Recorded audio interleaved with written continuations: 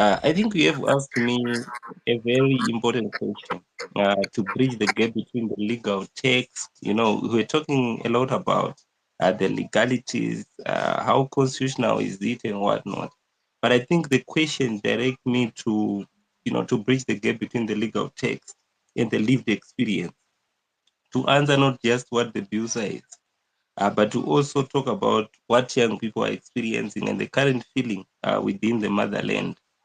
So I'll tell you in stories so that we can understand better about the current situation that we are facing as a nation. So I think a few days ago, I met a young person at a certain community, a dialogue organized with young informal traders. So a young person, I asked her, what do you do for a living? And she told me that she sells vegetables at the market.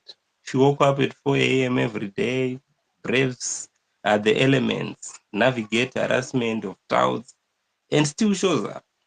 So this is the reality of a young person that we have.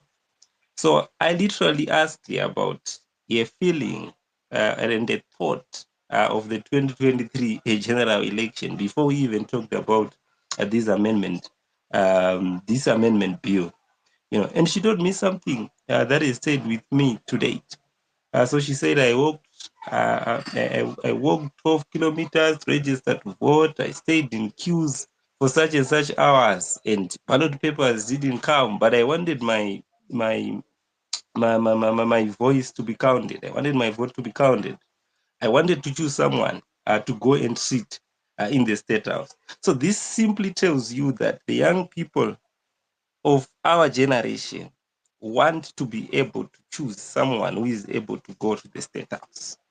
But now we are faced with a bill that we have got, clause number 3, which now says the dream for that young individual who walked about 12 kilometers to a polling station doesn't matter. The 8 hours that she stayed in a voting queue doesn't even matter. He believed that a voice matters. All that was nothing. Because under this amendment, he will no longer vote for president. So that's something that is a bizarre about this whole thing. And a power will be relegated to a legislator. So 350 people will just meet in a nice building and then decides whoever that they want to appoint, not even to elect, to appoint a person to become the president. But let me be clear, this is not a technical adjustment. This is a systematic disenfranchisement of millions of Zimbabweans, the majority of whom are young people. And here is where we must understand what is at stake philosophically. I know we are joined by young people and they want to understand these things from a background point of view, which we usually translate in philosophy. So we talk about the thing that we call the social contract. That is the agreement between the citizens and the state. And we must revisit such a concept all the time that we confronted by a question like this in the modern political thought. So the most important thing that we talk about the people who are supposed to be governed and those who are supposed to form a state and govern. But most importantly, the thing that is very, very much important is to know that those who are in power are only there because of the people who have voted for them. So if you read even the Constitution of Zimbabwe, the preamble, it starts with the word "with the people of Zimbabwe." So whoever or whatever that is written in that constitution simply represents the ideas, the will, the aspirations of ordinary Zimbabweans, not those who are currently occupying positions of power or whatever, But we need to be very clear about one thing, that the sovereign could be one man, a monarchy, or an assembly of all, a democracy. And we need to choose from there. We need to be very, very much clear because we cannot, choose one person to just lead us from parliament to dictate whatever that is supposed to be done with the judiciary, to appoint the prosecutor general and so forth. While as young people, we are living that. So if you move around, you see that young people, they are not happy. They are expressing a disillusionment, discontent. They are not liking everything that is being proposed within this bill at this current moment. There is nothing that is showing us that there is a light at the end of the tunnel, if we are to describe it like that. But I believe that even within that tunnel, we're supposed to have the light. Why should we have the light at the end? But what we are currently doing is just removing that light that we promised that it's going to be at the end of the tunnel. So that's something that is very, very much problematic. But you also say that the contenders or the people who are pushing this bill, they're talking about a development, that it promotes development and whatnot. But we need to ask ourselves a question. What does development mean if the people most affected by poverty cannot choose their leaders?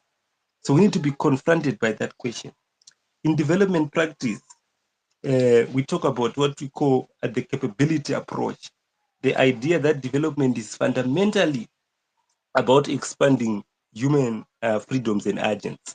So this is around human development, the liberty, the right to life, the right to vote, the right to representation. These are the things that we talk about.